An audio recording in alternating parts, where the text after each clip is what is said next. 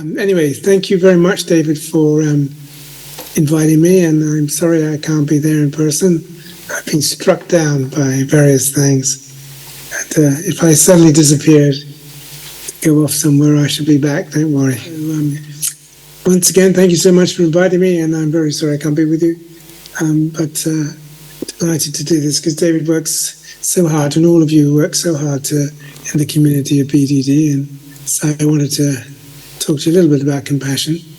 A couple of things really is compassion-focused therapy argues that we have to understand the root of our mental health and social difficulties in the basic sciences. So we're an integrator. We take a lot of our information from a whole range of different sciences. We're not really just one particular school of therapy. So we're going to have a quick look at the basic processes of CFT. We're going to start with the 4 domains of functioning. Okay, and then we're going to explore compassion and how to cultivate compassion and how to look at compassion in relationship to BDD and self-criticism. Okay, so the first thing really is that the 4 functions of mind are to do with motives, emotions, cognitions, and behaviors. Now, all living things are motivated to do different things. They're motivated to protect themselves, so harm avoidance, that's a basic motivation. And that's been built into your brain to be able to detect threats and respond to them. Another key motivation is you have to acquire resources. You have to get and make things, find food or whatever it is. There's your reward system. But you also need to be able to rest and digest at times. So these are your 3 basic motivational systems. You've also got social motives to be caring and cooperating and compete sexual. But we start with motives because motives really what organizes your mind. Now emotions are the physiological systems that are stimulated to meet your motives. And that means that the body has 3 types of motive. We have 3 types of emotion. One, of course, is emotion that's linked to threat. That's anxiety, anger, that sort of thing. And so when your system for protection is activated, you'll get one of these emotions. But then when good things happen, this will stimulate what we call your drive emotions. You get pleasure and do things because they're enjoyable. And then when you feel safe and content, you can go into the rest and digest system. Excuse me, because you're not under threat. And the next one, is called, cognitive competencies. And these are ways in which we analyze or process information. They're different to motives and different to emotions. And so you have reasoning, which a lot of CBT focuses on, of course, and the ability to how we think, how we plan, how we anticipate, how we project into the future. Then another key competency for humans is called mentalizing or empathizing. And this is the ability to understand the nature of the mind. And that gives you an opportunity to understand the nature of other people's motives and other people's emotions, but also insight into your own. How do you work out what you're feeling or what you're doing, what you're wanting to do? Well, you need to have a capacity for insight to be able to empathize with what's going on inside of you. And then the third one is called consciousness, and that's really about becoming mindful. And many of you in this audience will probably have heard about mindful, where we learn to pay attention. We stand back and we learn to pay attention to what's going on in these systems. What's going on in my emotions? What's going on in my motives? What's going on? What am I thinking about, and so on. Now, all of them have inhibitors and facilitators, and then we have behaviors, which is the things that you do. Now, so that's important because, you could know all there is to know about driving a car, but unless you drive it, you're not going to get any good at it. And it's a bit the same with compassion. You can know a lot about compassion, but if you don't practice, you don't engage in the behavioral aspects of compassion, then it might be tricky for you. So these are the 4 functions of mind, and all of them will impact BDD. So how BDD people are motivated, what orientates them, what directs their attention, what do they want to achieve, what are the emotions that get stimulated when they run into threats associated with their motives, how do they think about that, what do they do, okay? So when you're thinking about problems like BPD, we always think of the big four, these four. And David and I wrote a paper some time ago now, back in 2013, 10 years ago, looking at the evolutionary phenomenology of compassion, of BDD, and how compassion can be helpful. So you can read that paper. So I'm not going to go through this because we're a bit out of time, but these are just slides to say that one of the key threats to us is how we look. Our looks have an impact on status, our sexual attractiveness, the acceptance, and so on. And there are many species actually focus a lot on attracting, the capacity to attract others to you in a positive way. All right, so I won't go into that too much. Okay, so when we get into that, then when we're trying to be attractive, we're actually competing. We're in the competitive system, We compare ourselves to others. Am I as good as other people? And we can become very self-critical if we feel we don't match up, if we feel we're not good looking enough or whatever it is. So this is competitive motivational processing, where the way you're paying attention, how your brain is organized, how your body is orientated, is very much in terms of threat, really. And this is important because competitive motivational systems will orientate you to think about you in relationship to others. And you might have the fear that you're inadequate in some way, or you don't look good, or whatever it is. We would see that as a kind of a service fear, because what sits underneath it, actually, is a deeper kind of fear, which is the fear that if I'm not attractive or the way I want to be, then I will be rejected or shamed or bullied. But sometimes that's to things in the past, people who've had a history of bullying or whatever. They can be very sensitized to certain kinds of threat. So this is very, very important, because cognitive therapists will tell you it's called the bottom line, that sometimes working out the bottom line is not always easy. So if you spend a lot of time looks like at the evidence, you're inadequate or you're a failure, that really doesn't tend to go anywhere. But if you look at the fears that are associated with that, the fears of being rejected or isolated, then you can begin to work with that. And then that will take you into history of times where perhaps you were rejected. And so what compassion has to do then is to get behind self-criticism and really work on what is the underlying threat. And sometimes an underlying threat is associated with anger at people who bullied you, or fear. Commonly there's a sense of inner loneliness and grief. There's a deep sadness, really, that sits behind all of this. And so CFT really explores that deep sadness that sits behind all this attacking and all that stuff there. So compassionate self with compassionate intentions seeks to activate compassionate states of mind, whereas the attacking in this is defensive. And so we need to get behind it. Okay, now, so let's explore our minds a little bit, because we want to see what are we doing with CFT. In CFT, we're doing motivational and brain state switching, because we want to work with the whole of you, really. So this is a little thing you can do with me now. People are not always aware that compassion can have a major impact on their brain, but in fact it can. So here's some examples of how that works.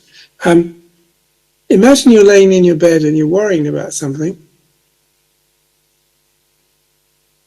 What do you think's happening in your body? Noticing how the worry, what you're paying attention to, what you're thinking about, what you're planning to do, has wide rippling effects throughout your whole brain, really, doesn't it, really? Then imagining that you are annoyed with somebody and so you are focusing on that, this will produce a different pattern of brain and body. So what you'll be thinking about, what you're planning, what's happening to your stress system, and what you're feeling in your body, what your muscles are doing, will all be very different. If on the other hand, you're laying in bed and you're thinking tomorrow you're going on a holiday that you've been planning for a long time, and once again, what's in our mind really has an impact on our body states. And if you've seen something a little bit naughty or erotic on the telly, then that might get you aroused. And the point about it is getting aroused means that you are directing your blood flow to different parts of your body purely by what you are imagining. Okay? What's in your mind, what you are imagining, what you're focusing on, will have a massive impact on how your brain and your body is working. So this is just a sort of simple demonstration of it. So why is this important? It's important because we can think about compassion.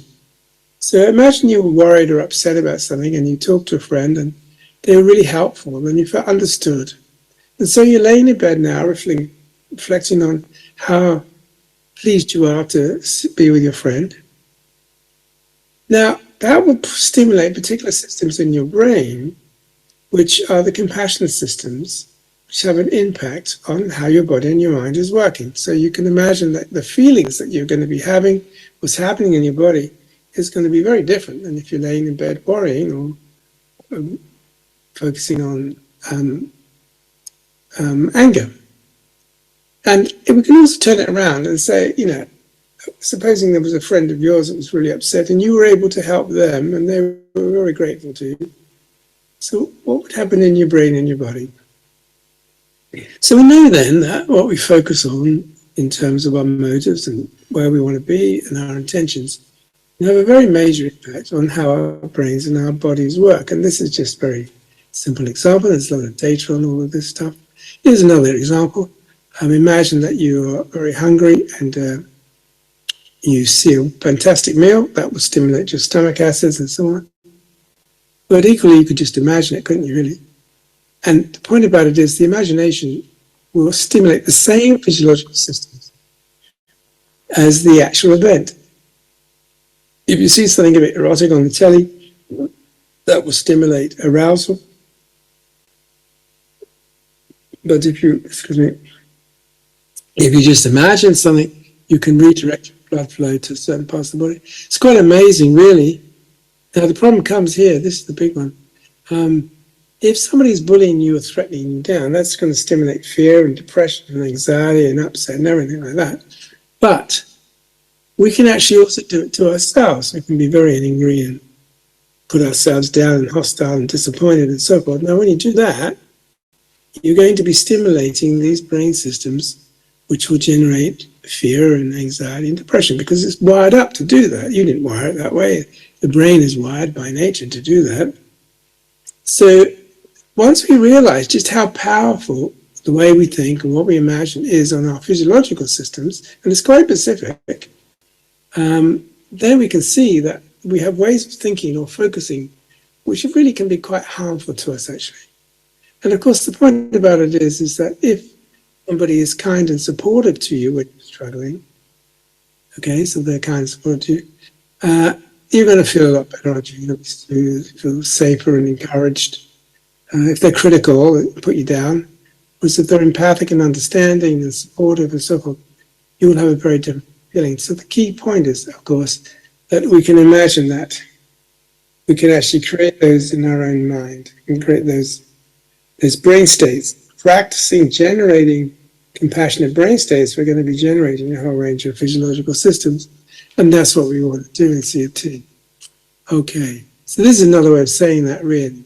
Just that, if you're going out tonight and thinking about your sexual partner, your lover, you're going to see your lover, or if you're going to see your GP because you're ill, or if you are going to help your friend, your mind is going to be organized very differently.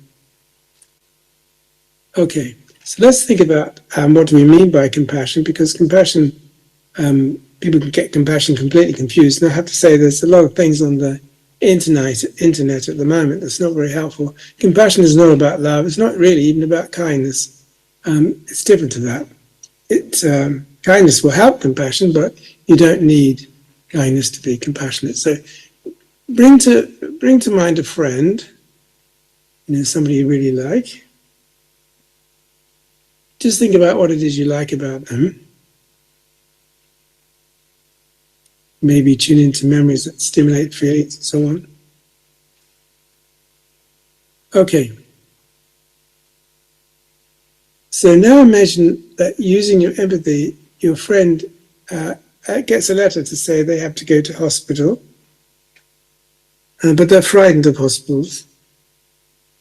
So using your empathy, you can imagine being your friend and maybe imagining what they're feeling. So that would be important, wouldn't it, to be able to sort of see it from their point of view.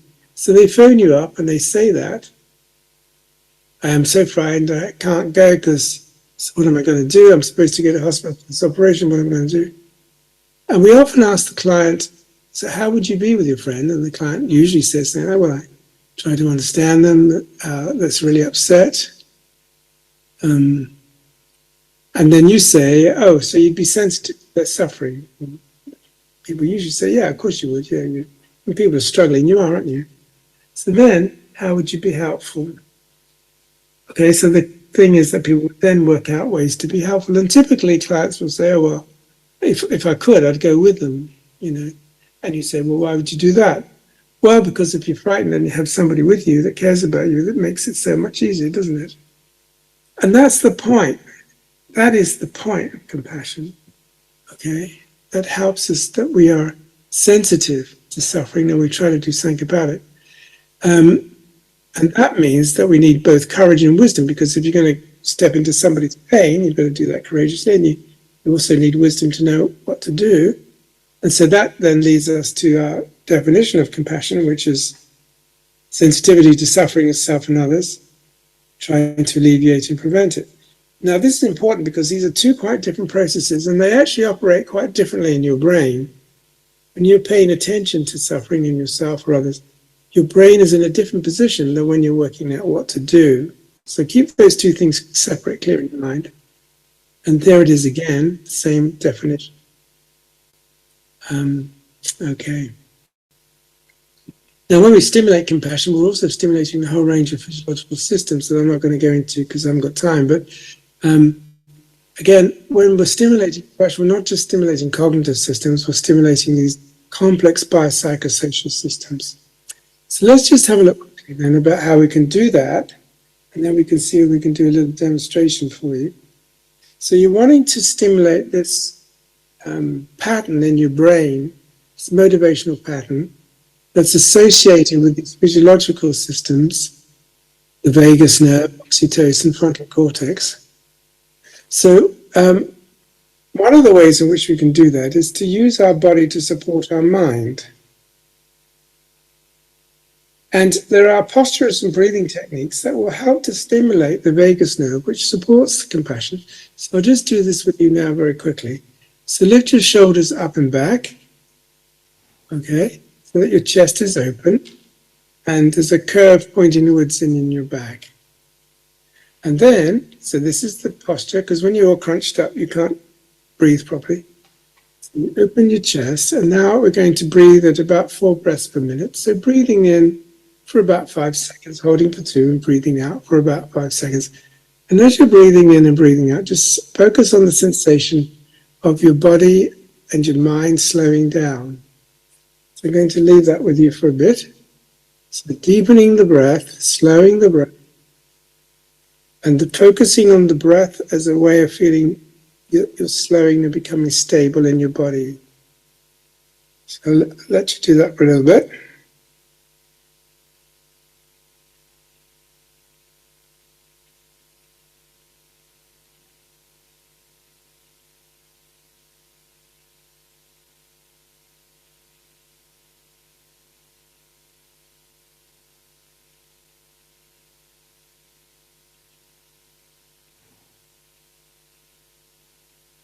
Okay, now there are many practices on the internet called vagal breathing practices, and they really are very useful because when we have conditions like BTD, we can overdrive the sympathetic nervous system and our autonomic nervous system gets out of balance. So practicing breathing on a regular basis can be very, very helpful because it helps to balance up your autonomic nervous system.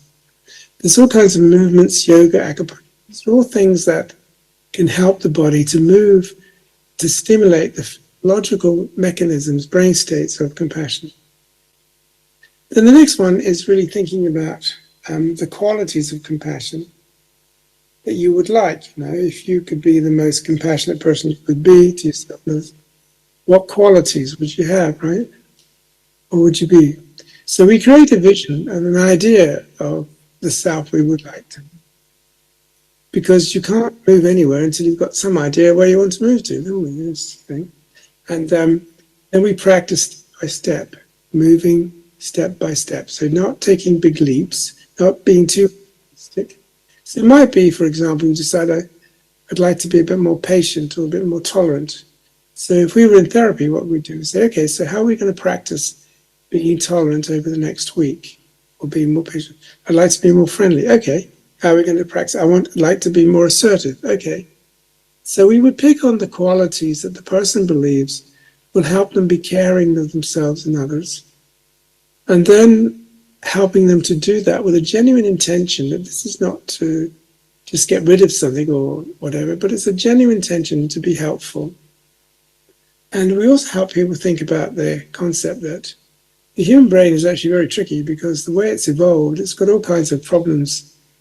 You never chose to have the body or the mind that you've got. You didn't choose to be your ethnicity. You didn't choose to be born where you were. You didn't choose to have 2 arms or 2 legs or a brain that can be anxious or depressed or happy or whatever. All of that's been built for you. So the reasons that we get into the difficulties that we do, not really our fault.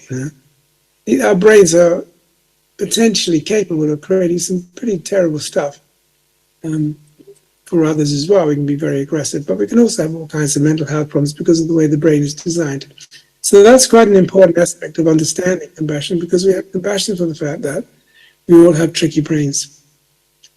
Okay, and we can also do imagery work where we imagine interacting with the compassionate others. Because what's very interesting is that when people have mental health problems, they really can't imagine others being compassionate. They often feel very lonely, cut off, and so on. And so practicing imagining compassion coming in can be very helpful. There can be all kinds of blocks and reasons why people struggle with it, but that's one of the things we do. And then we also practice compassionate behaviors. Okay. Now, the thing about self-criticism got to be a little bit tricky with is that sometimes it's an internalized other. And in that case, it's not really your criticism. It's actually the echo of somebody else, like a critical mother or a bully at school or something like that. So one of the things, if you're working with self-criticism, is this, or have you learned to do this because other people have been unkind to you, whatever it is. So if it's not really you, it's somebody else, then understand your criticism represents a memory, and so you can work with that. But if it comes from comparison and striving, then, and you do think, no, this is what I generally think about myself, then it would be self-criticism. Okay. So we want to shift from the attacking aspect of criticism into compassion. Okay. So now, Dave tells me we have some volunteers who would like to have a go at this. For those volunteers, the demonstration, I'm afraid, it's not a therapy, so it's only a demonstration. And we only have a short time, but if you'd like to have a go, we can have a go. We're just going to line them up. So Flora, are you going to come on first? Yeah. So Paul, I don't know if you can see Flora on the stage. Yes, hello, Flora. Hello. Okay, Flora, so what would you, so you understand this is a demonstration, it's not therapy or anything like that. What is it that you would like to get out of having a go at this? Yeah, so I've got quite a good level of recovery from BDD, but I know there's still a little way to go for me. So I'm just interested to see how this will pan out. Okay. Okay, so you want to see how your relationship is to your BDD? So I guess I would want to ask it the question, like, why do you like pick me apart so much, and why do you hate me so much? I see. Okay, great. Okay. So, can you go into another chair then, and let's have a look at that. Go over to the other chair. Yeah, we'll call it the self-critical chair. Okay. Okay, now you're going to have to shout because I can't actually hear you too well. Okay, so just imagine you are the critical part. Hello, critical part. Can I ask you, what is your hope? I want to think a little bit about your motivation. What is your hope for flow? What do you want for flow? Talk in the mind of your critic. Right. Yeah. To what your What's critic it saying says. to Yes. me? Right. Okay, so it's saying I'm disgusting, I'm deformed, I'm not normal. Okay, so you've jumped to cognition, which is okay, but I want to take you back to motive. Okay, so we know the motive. So, okay, maybe we'll do that first. Okay, so critic, what are you thinking about flow? Yes. Yeah, so like I was saying, like I'm ugly, I'm disgusting, I'm just a mishmash Well, hang on, of hang on. bits put together. One moment. You are the critic, so you have to say she is, Flora is. Okay, because otherwise, if you take the self position, you can't embody it as an out. Because what you do with chair work is you help people to see the interactions between different parts of themselves. So you have to be the critic, and as the critic, you're saying to Flora, "You're disgusting. You're this. You're that." Okay. Is that right? Yeah. So Flora is disgusting. Flora is. You are directing your criticism to the other chair that you've just come from, right? So, as the critic, you're saying to Flora, Flora, you're disgusting, you're ugly. You are. That's it. Okay, thank you. Yeah, you're just not put together right. Your body is not correct. Like it needs fixing. You're ugly. You're disgusting. Yeah, that kind of. Okay, great. Okay, so that's very clear, critic. Thank you very much. And so that's what you're thinking. What are you feeling? Let's go to the emotions now. What are you feeling about Flora? That you're not. That you're not worthy, I guess. I see. Yeah. Okay, so that's the thought again. I mean, do you like her? No, she's a bitch. Okay, so you're a bitch, Flora. Yeah, you're a bitch. And Okay, good. yeah. Okay, so you can see that you have a set of thoughts, and then you have a set of feelings. The critic doesn't like you. So let's look at motives now. So, critic, you kind of really go for Flora, and so what is it that you hope for? What do you want for her? To not go out, to change, to look normal, to be normal. Okay, so what do you get out of that? Let's supposing that Flora could do exactly what you said. Why would that be good for you? Then people don't have to see you, and people aren't subjected to your ugliness, and it's really embarrassing, like being out and about. Okay, so let's assume that then. Let's assume Peter. Why is that useful to you?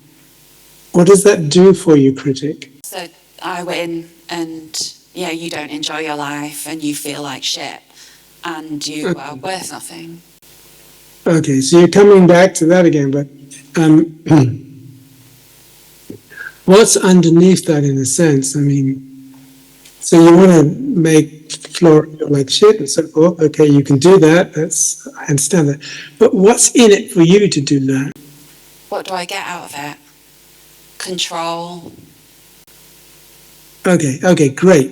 Okay, so why do you need control? What are you worried about if you don't have control? Because then you're safe, and if I tell you not to go out, then you won't feel all of the things that you feel. I see. So, critic, you really are, in the sense that you feel quite threatened by what Flora is and what she does. Yeah. You're desperately trying to stop her doing things and calling her names and stuff, because if she does go out and stuff like that, then you feel very vulnerable by the sound of it. Yeah. Like, Is that right? You don't, yeah, she doesn't deserve to feel good. Yeah, okay. I see. Well, if we had more time, we'd look at that a little bit, but I think we've done enough for the critic now. So thank you very much, critic. So we'll come back into your other chair now.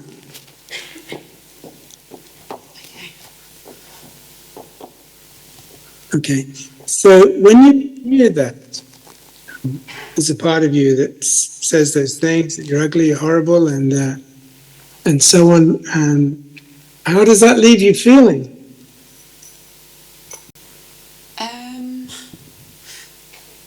Like broken, I guess. Really, really broken. Yeah. So you can see that the critic then is got this real fear of rejection and not being, you not being able to elicit the positives because of how you are or whatever. So it's very worried about that. So then it attacks you. When it attacks you, it breaks you. Yeah. Can you see that? Yeah. Yeah, I feel awful right now. Okay. We're doing, as a demonstration, you're doing absolutely fantastic, I have to say. So, because you're giving people an opportunity to see how these things work. So we can see then that your critic, the only thing your critic can do is to break you. Can't do anything else.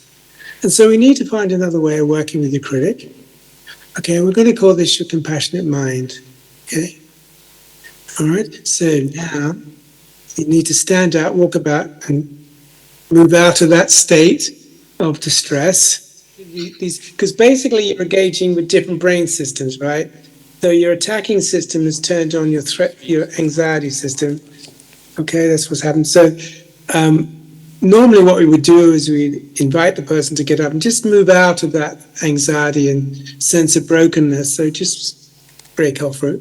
Okay. But if you feel you can do that, that's great. So we're now going to get to your compassionate self.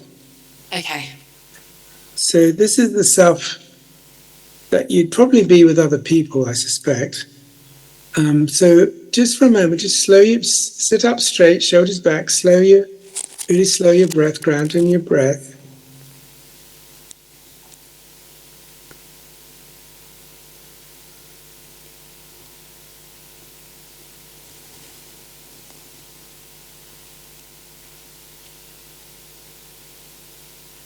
And maybe bring to mind a time that you were very helpful to somebody, maybe a friend, and what that felt like when you were able to help them. It feels nice and safe and relaxing. Okay. Now the key thing, Flora, okay, you have this in you. It is in you. You have this capacity in you, okay? I didn't put it there. You just tapped into it when you thought about being compassionate to a friend, and then you found that your feelings changed, okay? Now, given that, that's the brain state, that's the mind state, that's your wisdom, that's your courage that we need to use in working with the critic, okay? That's, now, the point about it is you have it, you've got it, right? But you don't know how to switch it on when the critic goes. When the critic goes for you, that part of you that gets wounded, that's very wounded, can't cope. So holding that basic sense of courage and wisdom within you and thinking about the critic, how would you like to empathize with the critic? How would you like to be with the critic? How would you like to help the critic and support the critic? Okay. So I know that's how you feel, but that's not, it's just a thought. You're just a thought, and I'm going to think differently. Okay, so can we empathize with the critic? Look, critic, I know you are actually scared. You're very frightened, right? Because underneath all your attacking, you feel as lonely as hell. And you think, if I do all these things and look good and that, then I won't be lonely anymore. So I understand you, critic. I understand where you're coming from. You're just in a rage because you feel so lonely. You've been hurt in the past, right?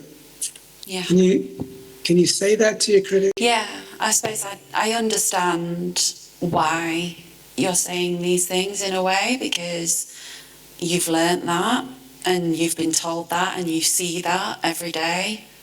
So that's why you're saying that. So yeah, I can understand that that's how you would feel. Yeah, that's right. Now, if we were working together more on, then we would look at all the times you've been hurt in the past, and your compassionate self would then help you to think about the anger you carry to others. Okay? Because sometimes we find with these self-critics, actually underneath that, they're very angry at how people treated them, how people bullied them, how they abused them, or whatever it is. So what part of the compassionate self will help you do is to begin to experience that and work through some of that deep hurt. Because this critic is sitting on deep, deep hurt. That's the problem with it. And if you just attack it or try and get rid of it like that, it isn't going to go. But if you try and heal it, if you get into what's sitting underneath it, then your compassionate self can heal the critic, and the critic will gradually settle down. Does that make sense? Yeah. Thank you, Paul. I think it's probably time to end it there. Yes.